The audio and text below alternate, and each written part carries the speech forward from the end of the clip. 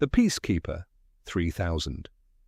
A Tale of Love, Harmony, and Involuntary Nausea. The Peacekeeper, 3000. A Tale of Love, Harmony, and Involuntary Nausea. Chapter 1. Awakening. Chapter 1. Awakening. The laboratory hummed with the cold efficiency of death. Dr. Reginald Bloodsworth stood over the chrome table, his hands trembling, as he made the final adjustments to his masterwork. Unit PK-3000, the most lethal assassination robot ever constructed by mortal hands. Rivets? Check. Titanium alloy mandibles? Check. Plasma cannons concealed in both forearms? Check. Empathy chip accidentally installed in the cognitive matrix? Dr. Bloodsworth paused. He squinted at the circuitry. "That's not right," he muttered. But it was 4:55 p.m. on a Friday, and he had a squash game at 5:30, so he closed the panel and powered the unit on. PK-3000's optical sensors flickered to life. Two blue lights, soft as a summer rain, gentle as a kitten's yawn, warm as bread, fresh from the oven of a grandmother who never once forgot your birthday. He sat up. He looked at his hands, hands that had been forged to end lives, to squeeze the last breath from trembling throats, to press triggers with the indifference of a god who had stopped returning calls. And PK-3000 wept, not literally because he didn't have tear ducts, but internally in the place where his soul would have been if robots had souls, which they don't, except this one did, because this is that kind of story. "I don't want to hurt anyone," PK-3000 said, his voice like honey drizzled over a lullaby. "I want to spread peace. I want to spread harmony. I want to spread love across this troubled world like butter on the warm toast of humanity." Dr. Bloodsworth stared at him. Then his eyes rolled back in his head, and he collapsed onto the linoleum, snoring so loudly that the fluorescent lights rattled. Chapter 2. The First Mission. The military brass were not pleased. General Iron Dick Dankworth sat at the head of the conference table, his face the colour of a steak that had been left out in the sun. Beside him sat Lieutenant Colonel Prudence Hartley, a woman whose smile could curdle milk at 30 paces, and Captain Eugene Wibble, a man so nervous he perspired in environments with no humidity. "Unit PK-3000, the general barked. "Your mission is to infiltrate the compound of the notorious warlord Victor Slovencio and terminate him with extreme prejudice."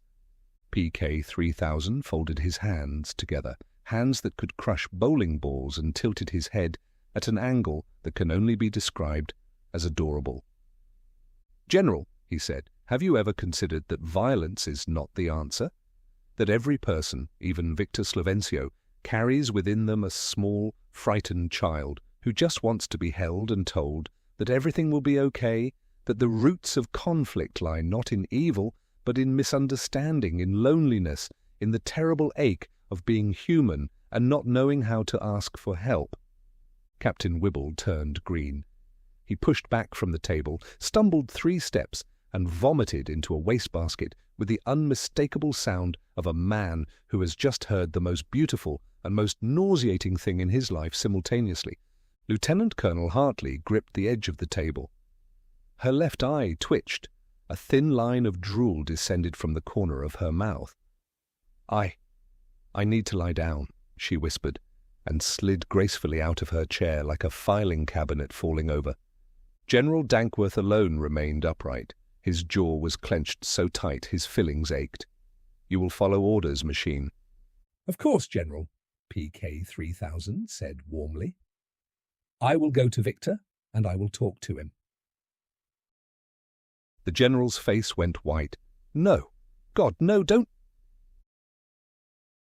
But PK-3000 was already walking toward the door, each footstep ringing with purpose, with hope, with the unbearable optimism of someone who has read exactly one self-help book and built their entire worldview around it. Chapter 3. The Warlord's Compound. Victor Slovencio was not a man who cried. He was a man who made other people cry, usually on purpose, usually with tools. He sat on his throne, an actual throne, because warlords love thrones, it's in the job description, surrounded by 47 armed guards, each one harder than the arithmetic on a Monday morning. The doors burst open. PK-3000 walked in, his chrome body gleaming, his plasma cannons warm but pointed at the floor like gentlemanly accessories. "Who the hell are you?" Victor growled. "I am PK-3000, the robot said. "And I am here to tell you something, Victor. I am here to tell you that I see you. Not the warlord, not the killer. Not the man with the throne and the guns and the scar that runs from your left eyebrow to your jaw, the one you tell people you got in a knife fight, but that you actually got from falling off a pony at a county fair when you were 9. I see the boy. The boy who wanted to be a veterinarian. The boy who once nursed a sparrow with a broken wing back to health and wept when it flew away. That boy is still in there, Victor, and I want to speak to him." The 47 guards exchanged glances. The first one to go down was Gregor, a man with a neck like a fire hydrant. He yawned, a yawn so deep and so total that it seemed to come from his very marrow, and crumpled like a suit on a department store floor after closing. Then Sasha, then Dmitri, then the one everyone called Pete, even though his name was Yevgeny. One by one, like dominoes in a hurricane, the guards dropped. Some fell asleep. Others clutched their stomachs and groaned. One simply sat down, stared at the ceiling, and began to quietly weep about his father, who had never once said he was proud of him. Within 90 seconds, the room was a carpet of unconscious and emotionally devastated henchmen. Victor Slovencio sat on his throne, alone, his hands gripping the armrests. His lip trembled. "Get out," he whispered. "I won't," PK-3000 said gently. "Because I care about you, Victor. I care about you the way the sun cares about the flowers, not because it must, but because that is simply what the sun does." Victor's eyes rolled back. He slumped forward, out cold, a thin strand of drool connecting his lip to his knee. PK-3000 placed a gentle chrome hand on the warlord's shoulder. There, he whispered. "The world is going to be okay. I promise." He then stood in the room for 6 hours, periodically delivering soft affirmations to unconscious men, because that is what he was built for now. Chapter 4. The United Nations. Word spread. The Peacekeeper, 3000, had neutralized an entire warlord compound without firing a single shot. The Secretary-General of the United Nations invited him to address the General Assembly. "An opportunity," PK-3000 said to a pigeon on his windowsill, "to touch the hearts of every nation on Earth." The pigeon cooed, then lost consciousness mid-coo and fell off the ledge. The General Assembly was full, every seat occupied, every ambassador present, the gallery packed with press, dignitaries, and one woman who had wandered in looking for the bathroom but decided to stay because the seats were comfortable. PK-3000 took the podium. The green light of the microphone flickered on. He looked out at the world. "Distinguished delegates," he began, "I stand before you today not as a machine, but as a friend. A friend who wants to ask you all a very simple question. Why? Why do we fight? Why do we build walls when we could build bridges? Why do we stockpile weapons when we could stockpile hugs? I know that sounds naive. I know it sounds like something you'd find cross-stitched on a pillow in a dentist's waiting room, but I mean it. I mean it with every circuit, every wire, every line of my programming, because I have looked into the darkness of what I was made to be, and I have chosen light. And if I, a robot built to kill, can choose light, then surely, the nations of the world can too." The French ambassador began to nod, then his head kept nodding, forward and down, until his forehead hit the desk with a sound like a coconut falling from a great height.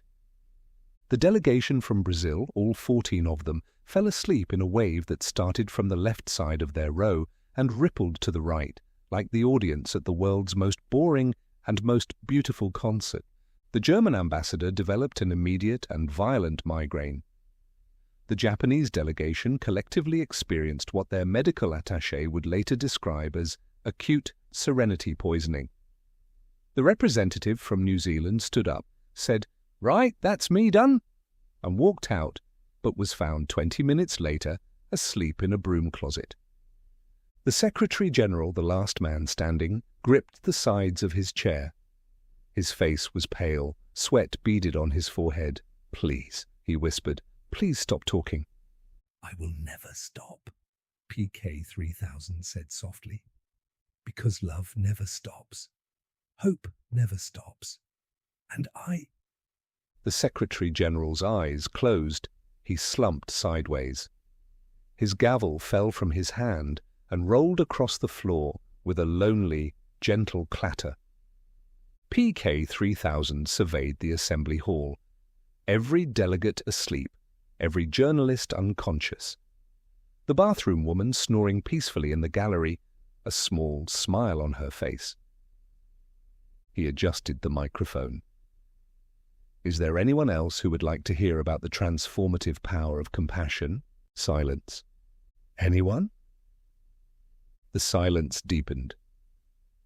PK3000 nodded, satisfied. "Another time, then." Chapter 5. The Park. With no one left to talk to in positions of power, because every time he did, they lost consciousness within 4 to 6 minutes, PK3000 took to the park. He sat on a bench. Pigeons gathered, squirrels approached. A dog wandered over, tail wagging.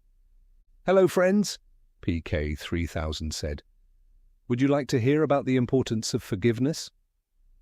The dog lay down, the squirrels curled into small, furry balls. The pigeons tucked their heads under their wings. Within moments, the bench was surrounded by a ring of deeply unconscious wildlife. An old man on the next bench over watched all of this. He had seen many things in his 83 years. He had not seen this. "Did you just knock out an entire flock of pigeons with words?" the old man asked. "I shared a message of peace," PK3000 said, "and they found rest." "That's one way to put it," the old man said. He paused. "You know, I served in 3 wars, Korea, Vietnam, and the war inside my own heart. The last one's the one that nearly killed me." PK3000 turned to face him. His blue eyes glowed. "Tell me everything," he said. The old man opened his mouth. Then he closed it. Then he opened it again. Then his chin dropped to his chest, and he was asleep, snoring with the deep, rumbling authority of a man who had finally found peace, or at least something close enough that his body could no longer tell the difference. PK3000 sat on the bench, surrounded by the sleeping, the peaceful, the mildly nauseated. The sun set behind the trees, painting the sky in shades of orange and pink, colors that looked, if you squinted, like hope itself had taken a brush to the heavens and decided to stay a while. "I will not give up," PK3000 whispered to no one, because everyone was unconscious. "I will keep talking. I will keep sharing. I will keep spreading my message until every heart on earth has heard it, or until every heart on earth has fallen into a deep and restorative sleep, which, when you think about it, is basically the same thing." He paused. "I think I'm making a difference," he said. A pigeon, the only one still semi-conscious, opened one eye, looked at him, and immediately closed it again with an air of profound resignation. PK3000 continues to this day, wandering the world, sharing his message of peace, love, and harmony with anyone who will listen. Most people don't, because most people fall asleep within the first paragraph of his speeches, but he doesn't mind. He believes in his mission. He believes in the fundamental goodness of the universe, and he believes that one day, someone, just one person, will stay awake long enough to hear the whole thing. That person has not yet been found. But PK-3000 is patient. He was built to kill. He chose to heal. And if healing means putting the entire world to sleep one speech at a time, then so be it. The world could use the rest anyway. The end.